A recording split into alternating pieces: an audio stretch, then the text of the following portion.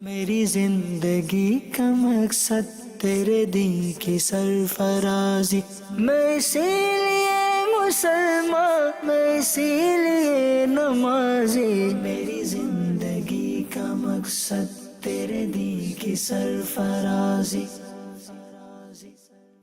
الحمد لله رب العالمين والصلاة والسلام على سيد المرسلين، أما بعد فأعوذ بالله من الشيطان الرجيم، بسم الله الرحمن الرحيم، الصلاة والسلام عليك يا رسول الله وعلى آلك وأصحابك يا حبيب الله، الصلاة والسلام عليك يا نبي الله وعلى آلك وأصحابك يا نور الله۔ پیارے اسلامی بھائیوں اور مدنی چینل کے ناظرین، پروگرام ہے اسلامی زندگی، اور آج ہم اس پروگرام میں ایسی عورت کا واقعہ بیان کریں گے جس نے ایک فقیر کو 2 روٹیاں دیں، اور اس کی برکت سے اس کے بچے کی جان بھی بچ گئی اور اس کے کٹے ہوئے ہاتھ بھی درست ہو گئے۔ آخر تک اس سلسلے میں شریک رہیے۔ آئیے سب سے پہلے درود پاک کی فضیلت سنتے ہیں۔ مفتی امین صاحب رحمت اللہ علیہ فرماتے ہیں، درود پاک پڑھنے والے کے گھر پر آفتیں اور بلائیں نہیں آتیں۔ صلو علی الحبیب صلی اللہ علی محمد۔ حضرت سیدنا اکرمہ رضی اللہ عنہ فرماتے ہیں کہ ایک ملک کا بادشاہ بہت ظالم اور کنجوس تھا۔ اس نے اپنے ملک میں یہ اعلان کر دیا کہ کوئی بھی شخص کسی فقیر یا مسکین پر کوئی چیز صدقہ نہ کرے، کوئی کسی غریب کی مدد نہ کرے۔ اگر کسی نے ایسا کیا تو میں اس کا ہاتھ کاٹ دوں گا۔ یہ خبر سن کر لوگوں میں سنسنی مچ گئی۔ اب ہر کوئی صدقہ دینے سے ڈرنے لگا۔ ایک دن ایک فقیر مجبور ہو کر ایک عورت کے پاس آیا اور اس سے کہا، اللہ پاک کی رضا کی خاطر مجھے کوئی چیز کھانے کے لیے دو۔ وہ عورت بولی، ہمارے ملک کے بادشاہ نے اعلان کیا ہے کہ جو کوئی کسی کو صدقہ دے گا اس کا ہاتھ کاٹ دیا جائے گا، اب میں تمہیں کس طرح کوئی چیز دوں؟ فقیر نے کہا، تم مجھے اللہ پاک کی رضا کی خاطر کوئی کھانے کی چیز دے دو۔ عورت کو اس فقیر پر بہت ترس آیا اور اس نے بادشاہ کی ناراضی اور سزا کی پرواہ کیے بغیر اللہ پاک کی رضا کے لیے اس فقیر کو 2 روٹیاں دے دیں۔ فقیر روٹیاں لے کر دعائیں دیتا ہوا وہاں سے چلا گیا۔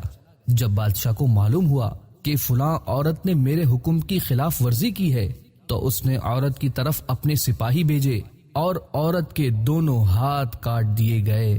کچھ عرصے بعد بادشاہ نے اپنی والدہ سے کہا، مجھے کسی ایسی عورت کے بارے میں بتاؤ جو سب سے زیادہ حسین و جمیل ہو تاکہ میں اس سے شادی کروں۔ اس کی والدہ نے اسے بتایا، ہمارے ملک میں ایک ایسی خوبصورت اور بے مثال حسن و جمال کی پیکر عورت رہتی ہے۔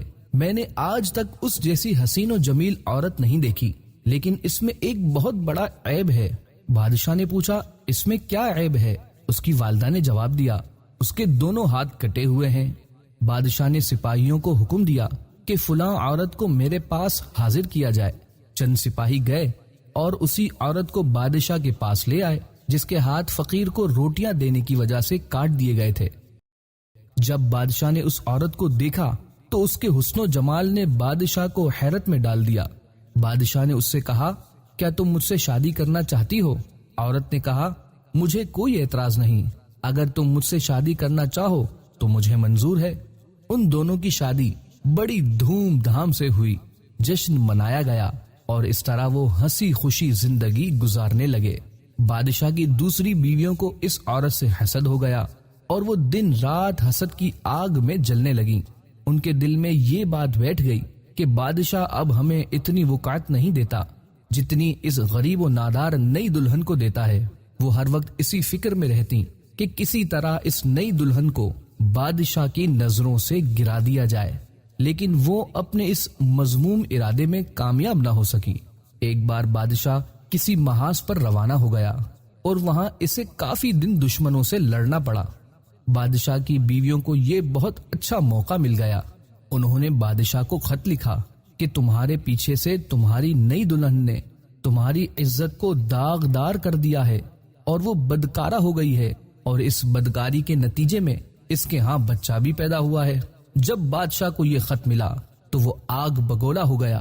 اس نے فوراً اپنے قاصد کو یہ پیغام دے کر اپنی والدہ کے پاس بھیجا کہ اس بدکارہ عورت کو اس کے بچے سمیت میرے ملک سے نکال دو، اس کے گلے میں کپڑا باندھ کر بچہ اس میں ڈال دو اور انہیں کسی جنگل میں چھوڑ دو۔ جب اس کی والدہ کو یہ پیغام ملا تو اس نے ایسا ہی کیا اور اس کے گلے میں کپڑا ڈال کر بچہ اس میں ڈال دیا، پھر اسے ملک سے دور ایک جنگل میں چھوڑ دیا گیا۔ اب وہ بیچاری تنہا جنگل میں رہ گئی، لیکن اسے اپنے پاک رب سے کسی قسم کا کوئی شکوہ نہ تھا، وہ تو اس کی رضا پر راضی تھی۔ وہ بیچاری اسی طرح جنگل میں گھومتی رہی، پیاس کی شدت نے اسے پریشان کر رکھا تھا۔ بالآخر وہ نہر پر گئی اور جیسے ہی پانی پینے کے لیے جھکی تو اس کا بچہ گہرے پانی میں جا گرا اور ڈوبنے لگا۔ جب عورت نے اپنے بچے کو ڈوبتا دیکھا تو وہ رونے لگی۔ اتنے میں اس کے پاس دو خوبصورت نوجوان آئے اور اس سے پوچھا، تم کیوں رو رہی ہو؟ اس نے کہا، میں پانی پینے کے لیے جھکی تو میرا بیٹا اس نہر میں گر کر ڈوب گیا، میں اسی کے غم میں رو رہی ہوں۔ ان خوبصورت نوجوانوں نے پوچھا، کیا تو چاہتی ہے کہ ہم تیرے بچے کو نکال لائیں؟ عورت نے بےتاب ہو کر بولا، ہاں میں چاہتی ہوں کہ اللہ پاک مجھے میرا بچہ واپس لوٹا دے۔ ان نوجوانوں نے دعا کی اور اس کا بچہ نکال کر اسے دے دیا۔ پھر انہوں نے پوچھا، اے رحم دل عورت، کیا تو چاہتی ہے کہ تیرے ہاتھ تجھے واپس کر دیے جائیں اور تو ٹھیک ہو جائے؟ اس نے کہا، ہاں میں چاہتی ہوں۔ چنانچہ ان دونوں نوجوانوں نے دعا کی اور اس کے دونوں ہاتھ بالکل ٹھیک ہو گئے۔ عورت نے اللہ پاک کا شکر ادا کیا اور حیران کن نظروں سے ان نوجوانوں کو دیکھنے لگی، جن کی برکت سے اسے ڈوبا ہوا بچہ بھی مل گیا اور اس کے ہاتھ بھی اسے لوٹا دیے گئے۔ پھر ان نوجوانوں نے پوچھا، اے عظیم عورت، کیا تو جانتی ہے کہ ہم کون ہیں؟ عورت نے کہا، میں آپ کو نہیں پہچانتی۔ عورت کا یہ جواب سن کر انہوں نے کہا، ہم تیری وہی دو روٹیاں ہیں جو تو نے ایک مجبور سائل کو دی تھیں۔ سبحان اللہ۔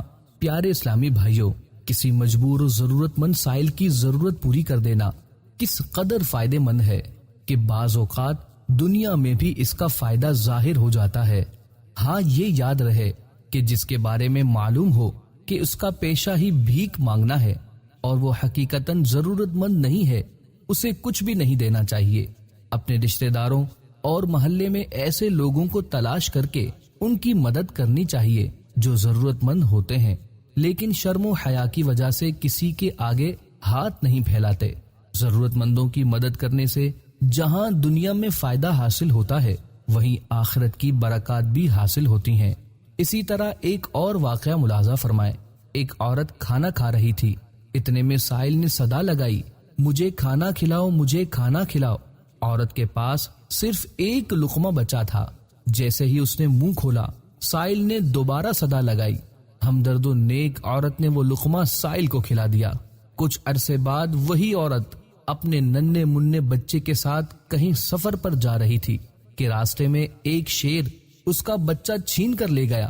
ابھی شیر تھوڑی ہی دور گیا تھا کہ اچانک ایک شخص نمودار ہوا اور شیر کی طرف بڑھا، پھر شیر کے دونوں جبڑے پکڑ کے پھاڑ ڈالے اور بچہ اس کے منہ سے نکال کر عورت کے حوالے کرتے ہوئے کہا، لقمے کے بدلے لقمہ، یعنی تو نے جو ایک لقمہ سائل کو کھلایا تھا، اس کی برکت سے تیرا بچہ شیر کا لقمہ بننے سے بچ گیا۔ پیارے اسلامی بھائیوں، ہم سب نیت کریں کہ صدقہ و خیرات کرتے رہیں گے۔ یاد رکھیے، جو ہم صدقہ کریں گے وہ ضائع نہیں ہوگا، بلکہ ہماری آخرت کے لیے جمع ہو جائے گا، اور جب قیامت والے دن ہمیں بہت زیادہ ضرورت ہوگی تو ہمیں اس کا فائدہ ملے گا۔ اللہ پاک ہمیں زیادہ سے زیادہ صدقہ و خیرات کرنے کی توفیق عطا فرمائے۔ آج کے پروگرام کا وقت اختتام کی طرف بڑھ رہا ہے۔ اگلے ہفتے ایک نئے موضوع کے ساتھ پھر حاضر ہوں گے۔ تب تک کے لیے ہمیں اجازت دیجیے۔ مدنی چینل دیکھتے رہیے، مسجد برو تحریک جاری رہے گی انشاءاللہ۔ صلو علی الحبیب صلی اللہ علی محمد۔ میری زندگی کا مقصد تیرے دین کی سرفرازی، میں اسی لیے مسلمان، میں اسی لیے نمازی۔ میری زندگی کا مقصد تیرے دین کی سرفرازی۔